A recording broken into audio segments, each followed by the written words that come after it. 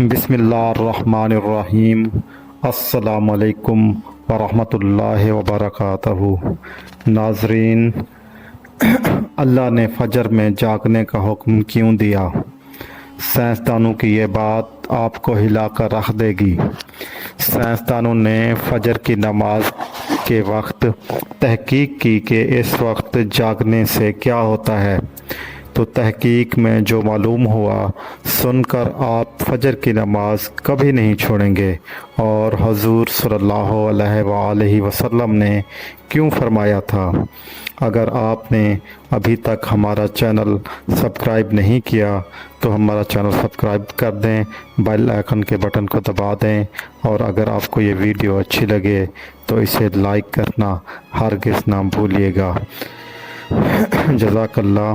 ایک اور حیرت انگیز اور سبق آموز واقعہ، ابن عقیل رحمۃ اللہ علیہ اپنا واقعہ لکھتے ہیں کہ میں بہت ہی زیادہ غریب آدمی تھا۔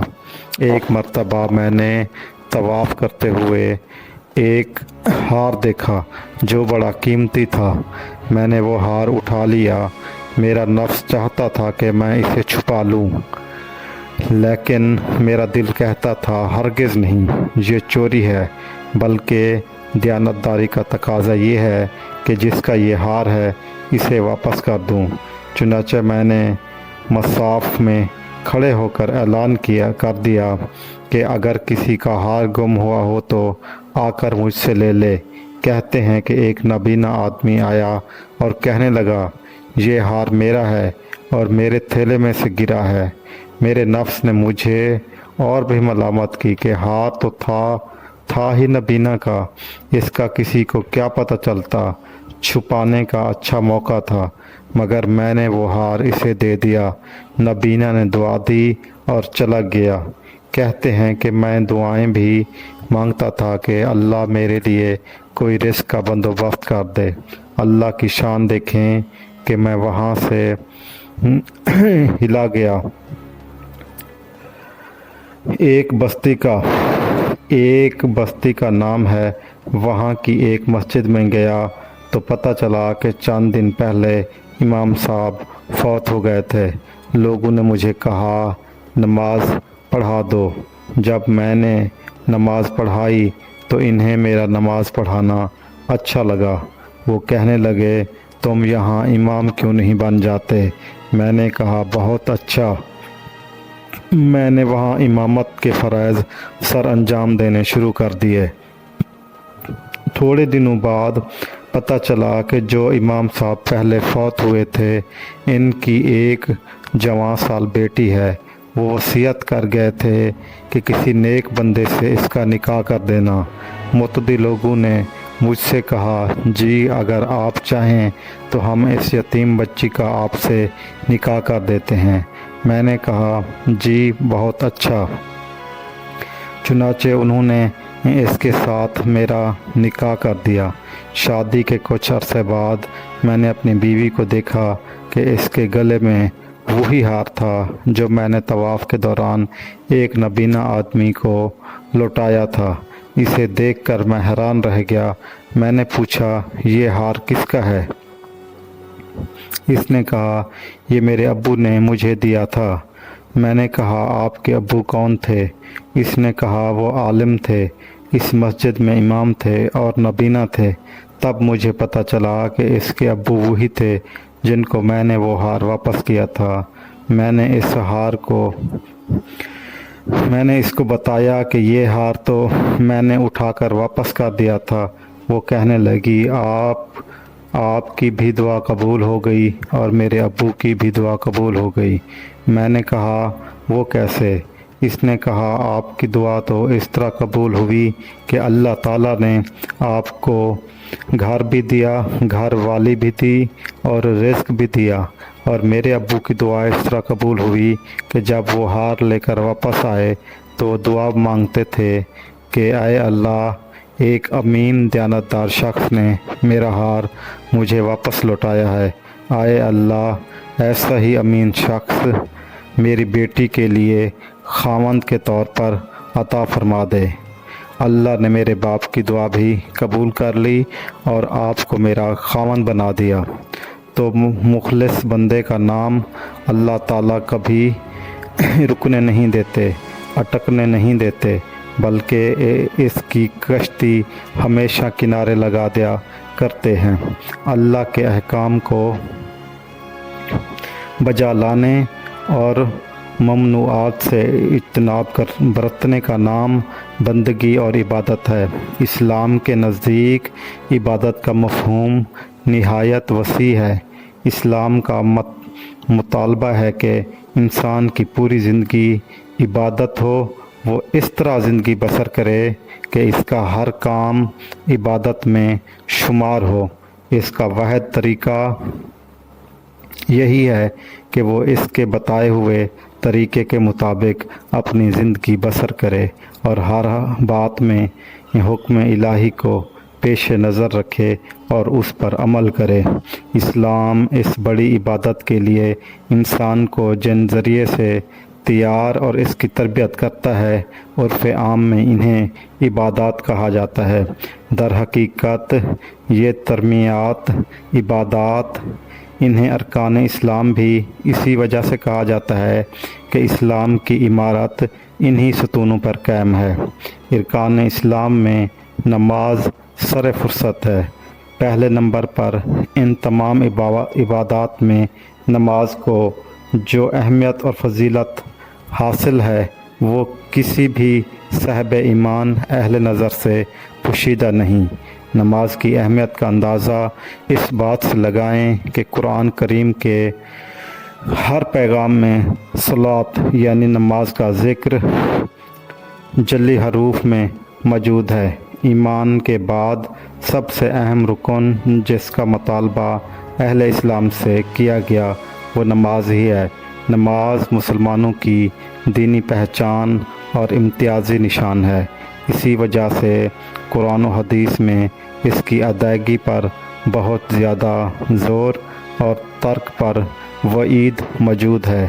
فرمان نبی صلی اللہ علیہ وآلہ وسلم، نماز کی دین میں وہی اہمیت ہے جو انسانی جسم میں سر کی ہے۔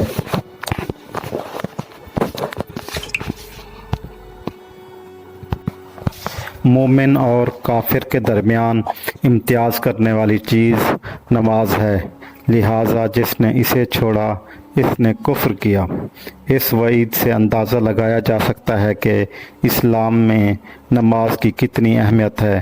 جو چیز جتنی زیادہ اہم اور ضروری ہوتی ہے، اس کی بجا آوری پر اجر و ثواب بھی اسی قدر زیادہ ملتا ہے۔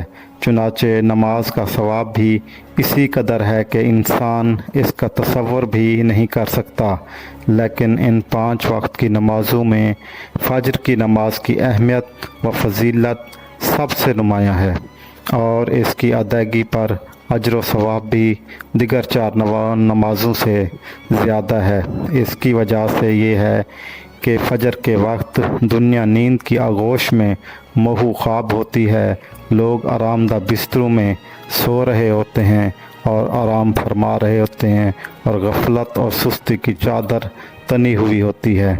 ایسے میں نرم و گرم بستر کو چھوڑ کر اللہ کی اطاعت اور محبت میں بارگاہ الہی میں سجدہ ریز ہونا بڑا مشقت اور نفس کو زیر کرنے جیسا اور مشکل کام ہوتا ہے۔ اللہ تعالیٰ کی سنت یہ ہے کہ بندے کو جس نیکی کے کرنے میں مشقت زیادہ ہو اور نفس و شیطان سے لڑائی لڑنی پڑے، اللہ اس پر زیادہ اجر و ثواب عطا فرماتا ہے، چاہے وہ نیکی کتنی ہی چھوٹی کیوں نہ ہو۔ قرآن و حدیث سے بھی نماز فجر کی قرات اور تلاوت قرآن کی اہمیت اجاگر کرتی ہے، جس سے فجر کے وقت اور نماز فجر کی اہمیت کا پتہ چلتا ہے۔ سورۃ بنی اسرائیل میں فرمایا، بے شک فجر کی نماز میں پڑھا جانے والا قرآن مشہود ہوتا ہے، یعنی اگر فجر کی نماز میں پڑھے جانے والا قرآن سمجھ کر بغور پڑھایا سنایا جائے تو وقت فجر کے تمام انوار و तजल्लियात और कुरान के फ़यूज़ व बरक़ात मुश्तकिल होकर अल्लाह के वजूद और इसकी वहदानियत की गवाही देते महसूस होते हैं। अहदीस नबवी से नमाज की अहमियत, फजीलत और नूरानियत का पता चलता है। आप सल्लल्लाहु अलैहि वसल्लम ने फरमाया, फजर की 2 रकात सुन्नत दुनिया और दुनिया की हर चीज़ से अफजल हैं। कुरान और हदीस और इस्लामी लिटरेचर में दुनिया से मुराद मशरक़ व मग़रिब, शुमाल व जनूब का कुरा अर्ज़ नहीं, बल्कि दुनिया से मुराद ये कायनात, इसकी तमाम नेमतें, ख़ज़ाने, दौलत, स्रोत, हुकूमत, सल्तनत वग़ैरह सब कुछ इसमें शामिल है। सोचिए, जब फजर की 2 रकात सुन्नतों की ये फजीलत है कि पूरी दुनिया की नेमतें और ख़ज़ाने इसके सामने कुछ भी नहीं हैं, तो फिर फजर के फ़रज़ का क्या आलम होगा। सुबहान अल्लाह।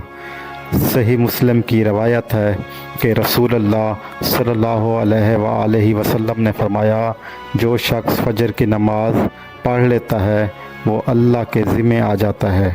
यानी जो शख्स नमाज फजर का फ़रीज़ा अदा कर लेता है वो अल्लाह की हिफाजत में आ जाता है और इसे कोई भी नुकसान नहीं पहुंचा सकता। बुखारी और मुस्लिम की एक ही रवायत है, जिसने 2 ठंडे वक्त की नमाज़ें फ़जर और असर अदा कर लीं वो जन्नत में दाखिल होगा। यानी आप सल्लल्लाहु अलैहि वसल्लम ने फ़जर और असर अदा कर लेने वाले को जन्नत की बिशारत सुनाई है। एक और रवायत में है, जो शख्स अशा की नमाज बाजमात अदा करेगा इसे आधी रात के क़याम का सवाब मिलेगा, और जो अशा और फजर की नमाज बाजमात अदा करेगा इसके लिए पूरी रात के क़याम का सवाब होगा।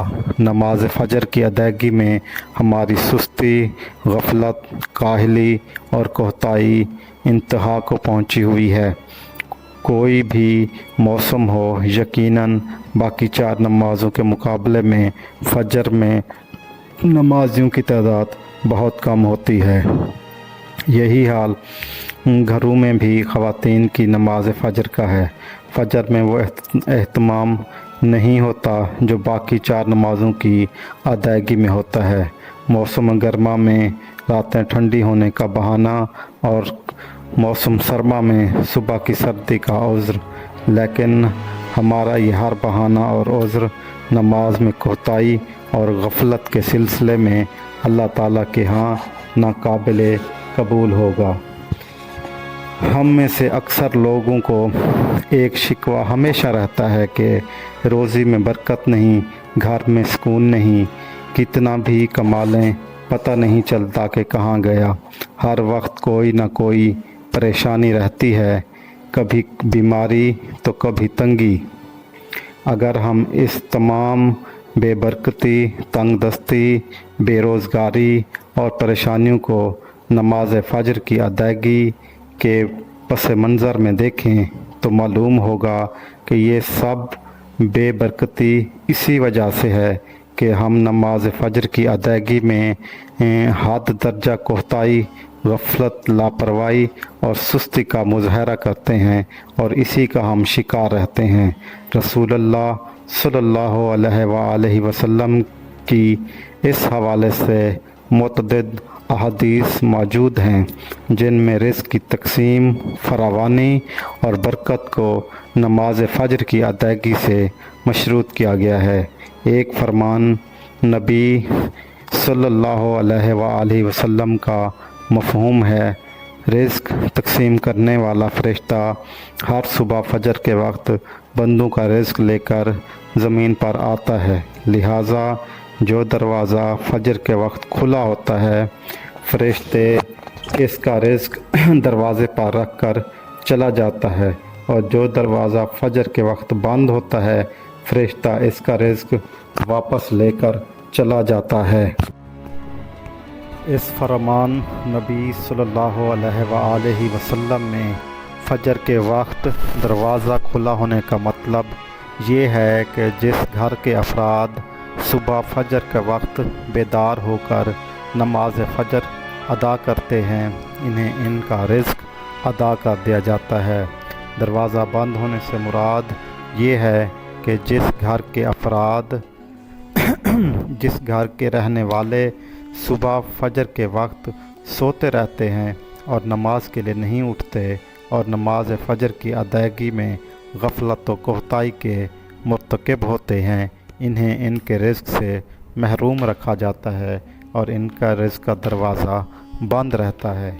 ہم میں سے اکثر نماز فجر خصوصاً اور دیگر نمازوں کو عموماً چھوڑ کر اپنے گھروں میں خیر و برکت کے لیے قرآن خوانی، میلاد کی محفل کے انعقاد، لوح قرآنی کے تعویذ آویزاں کرنے جیسے نیک کاموں کی طرف متوجہ ہوتے ہیں۔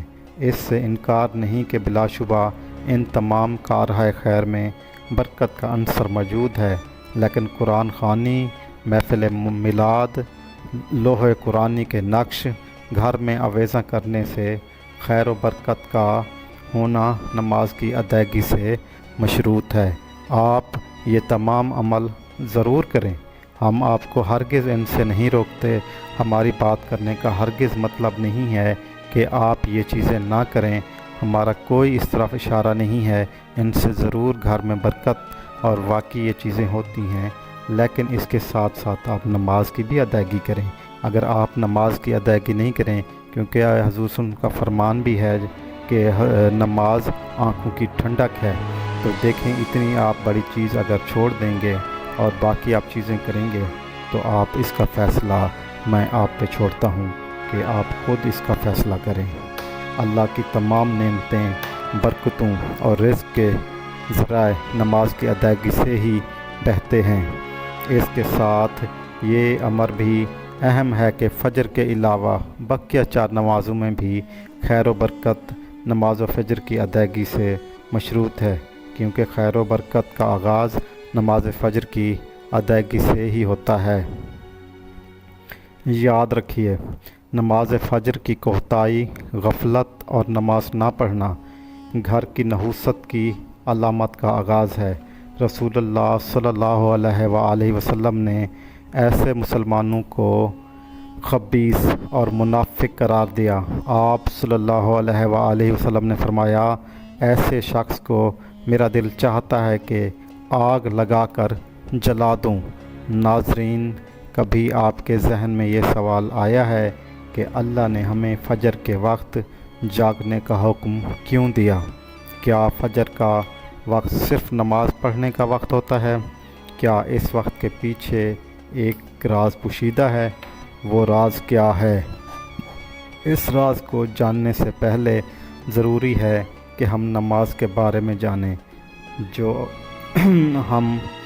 ہم پر دن میں 5 مرتبہ فرض کی گئی ہے، اور یہ 5 نمازیں کس طرح فرض ہوئی، اس کے پیچھے بھی ایک شاندار وجہ ہے، جس وجہ کا مظاہرہ سفر معراج میں اس وقت ہوا جب حضرت محمد مصطفیٰ صلی اللہ علیہ وآلہ وسلم سے ملاقات کے لیے وقت کے انتہائی مختصر حصے میں 7ویں آسمان سے بھی آگے تشریف لے گئے۔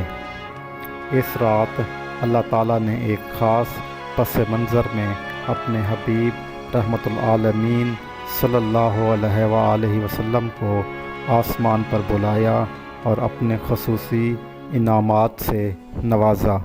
اس مبارک سفر میں اللہ تعالیٰ نے اپنے قرب خاص سے نوازا، انبیاء اکرام سے ملاقاتیں کروائی، جنت و جہنم کا مشاہدہ کرایا، اور نیکیوں کے اجر و ثواب اور برائیوں کے انجام اور عذاب کا نظارہ کروایا۔ اس عظیم سفر میں بہت سے انعامات سے نوازا گیا، جن میں سے ایک خاص انعام امت کے لیے نماز کا تحفہ بھی ہے، اور قیامت تک کے لیے انسانوں کو اپنے معبود اور خالق سے قریب تر کرنے کا عظیم تحفہ اور عبادت یعنی نماز اس سفر میں عطا کی گئی۔ معراج کی رات جب آپ صلی اللہ علیہ وآلہ وسلم کو 50 نمازوں کا حکم دیا گیا تو حضرت موسیٰ علیہ السلام کے کہنے پر آپ نے اللہ سے ان 50 नमाज़ों में नरमी की दरख्वास्त की और ऐसा कई यहाँ तक कि उम्मत मुहम्मदिया के लिए दिन में 5 नमाज़ों का हुक्म दिया, जिसके बाद भी हज़रत मूसा अलैहिस्सलाम ने आप सल्लल्लाहु अलैहि वसल्लम को 5 नमाज़ों में मज़ीद कमी के लिए दोबारा अल्लाह के पास जाने की सलाह दी। लेकिन तब आप सल्लल्लाहु अलैहि वसल्लम ने फरमाया, मैंने अपने रब से कई मर्तबा दरख्वास्त कर ली है, यहाँ तक कि अब मुझे हया आ गई है और अब मैं राज़ी हूँ और इस हुक्म को हर तरह से तस्लीम करता हूँ। हर नमाज़ पढ़ना ज़रूरी है और यकीनन आपके लिए भी नमाज़ों में सबसे ज़्यादा मुश्किल नमाज फ़जर की अदायगी होगी, जिसमें नींद का गलबला इतना होगा कि एक इंसान मुश्किल से उठ पाता है। लेकिन दिन के इस ख़ास हिस्से में जो राज पोशीदा है, इसे जब आप जानेंगे तो यकीन करें कि आप नमाज फ़जर कभी नहीं छोड़ेंगे। दुनिया में कई ऐसे लोग हैं जिन्हें बेख्वाबी की शिकायत होती है, यानी वो सारी रात सो नहीं सकते और सारी रात जागते रहते हैं और इनका ज़हनी सुकून ख़राब हो जाता है और जिस्म में बीमारियां पैदा होना शुरू हो जाते हैं। और जब वो दिन भर काम काज करने के बाद रात को भी सो नहीं पाते तो कई तरह की ज़हनी और जिस्मानी बीमारियां जन्म ले लेती हैं। आज हर दूसरा तीसरा इंसान इसका शिकार होता जा रहा है, जिसकी सबसे बड़ी वजह यह है कि हमने अल्लाह के काम को पीछे छोड़ दिया है और दुनिया की रंगीनों के पीछे हम भाग रहे हैं। सारी रात जागने के बाद फजर के वक्त कुछ देर के लिए नींद आती है, लेकिन वो नींद जिस्म को सुकून नहीं देती। इसकी वजह से अक्सर लोग जागते जागते और हर किस्म की दवाइयों के इस्तेमाल के बावजूद जब सो नहीं पाते तो वो अल्लाह से ये सवाल ज़रूर करते होंगे कि आए अल्लाह, मुझे नींद क्यों नहीं आती, आखिर क्या वजह है। बहुत कम लोग होते हैं जो इस कैफियत में अपने अंदर पैदा होने वाली इस आवाज़ को सुन पाते हैं, जिसमें इनसे कहा जाता है, बिस्तर से निकलो, नमाज़ पढ़ो और अल्लाह का ज़िक्र करो। और यकीन करें, जो लोग इस आवाज़ को सुन पाते हैं और इस पर अमल करते हैं, इन्हें ताहयात कभी भी नींद की शिकायत नहीं होती। इस हवाले से एक सूफ़ी नज़्म है जिसे एक अमेरिकी मुसन्निफ़ यानी किताब के लिखने वाले ने तर्जमा किया है, जिसका इन्वान दोबारा मत सो जाना, do not go back to sleep. सुबह की ठंडी हवाएं एक राज लाती हैं तुम्हारे लिए, दोबारा मत सो जाना। सुबह की ठंडी हवाएं एक राज लाती हैं तुम्हारे लिए, दोबारा मत सो जाना। खुद से पूछो तुम क्या चाहते हो, दोबारा मत सो जाना। लोग दरवाज़े की चौखट से आ जा रहे हैं, लोग दरवाज़े की चौखट से आ जा रहे हैं, जहाँ से दो दुनियाएं मिलती हैं, वो दरवाज़ा गोल और खुला है, दोबारा मत सो जाना।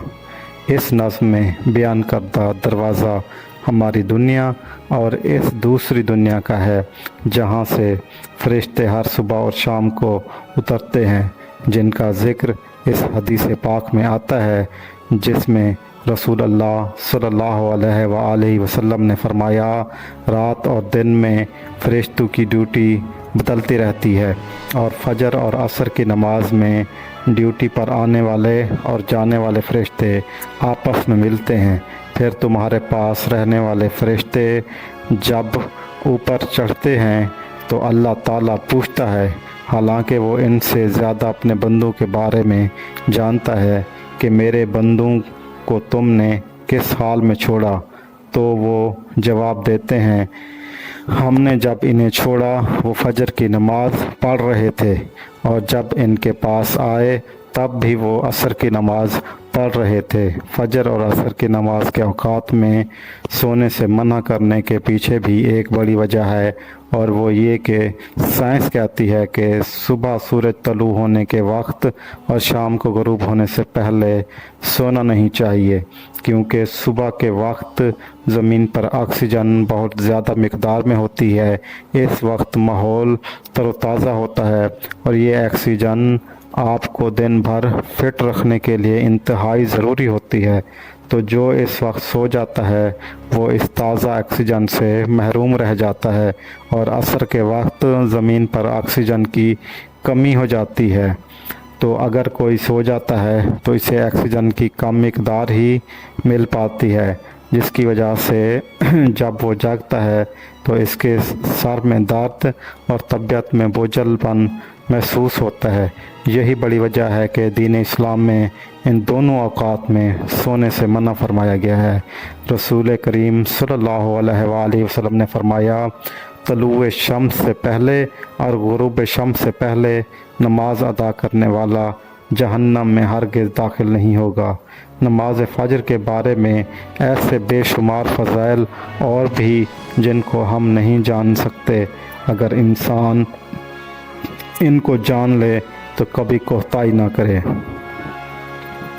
رسول کریم صلی اللہ علیہ وآلہ وسلم کا فرمان، اگر وہ لوگ عشاء اور فجر کی فضیلت کے بارے میں جان لیں تو وہ بضرور ان نمازوں میں حاضر ہوں، چاہے انہیں خود گھسیٹتے ہوئے آنا پڑے۔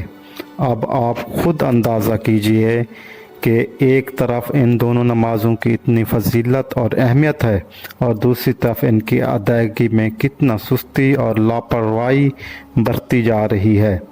بے نمازی کا انجام اور اس کو عذاب۔ حضور صلی اللہ علیہ وآلہ وسلم معراج کی رات گئے تو وہاں مختلف لوگوں کو مختلف عذابوں میں مبتلا دیکھا۔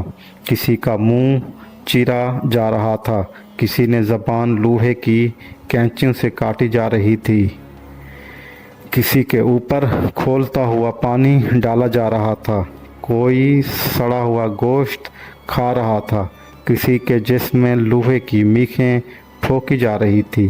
ایک قوم کو حضور صلی اللہ علیہ وآلہ وسلم نے دیکھا جس کا سر پتھر سے کچلا جا رہا تھا، پتھر آنے تک دوبارہ صحیح ہو جاتا اور پھر کچلا جاتا۔ حضرت جبرائیل امین سے آپ صلی اللہ علیہ وآلہ وسلم نے فرمایا، یہ کون لوگ ہیں؟ کہا، یہ وہ بد نصیب لوگ ہیں جو 5 وقت کی نماز نہیں پڑھا کرتے تھے۔ یہ تھوڑی سی زندگی ہے، زیادہ سے زیادہ کوئی 70 یا 80 سال بسر کر لے گا یا 100 سال بسر کر لے گا، پتہ نہیں ہے کہ کل ہمارا آنے والا کہاں ہے۔ کتنا غافل اور بد نصیب ہے وہ شخص جسے سجدہ نصیب نہیں۔ حضور صلی اللہ علیہ وآلہ وسلم نے فرمایا، نماز چھوڑنا تو بہت بری بات ہے، لیکن جو شخص نماز پڑھتا ہے مگر جماعت کے ساتھ نہیں پڑھتا، فرمایا جی چاہتا ہے کہ اپنی جگہ کسی اور کو کھڑا کروں اور جوانوں کا ایک گروہ ساتھ لے کر ان کے گھروں کو جلا دوں جو مسجد میں آ کر نماز نہیں پڑھتے۔ رحمت العالمین نبی صلی اللہ علیہ وآلہ وسلم فرما رہے ہیں، ان کے گھروں کو آگ لگا دو۔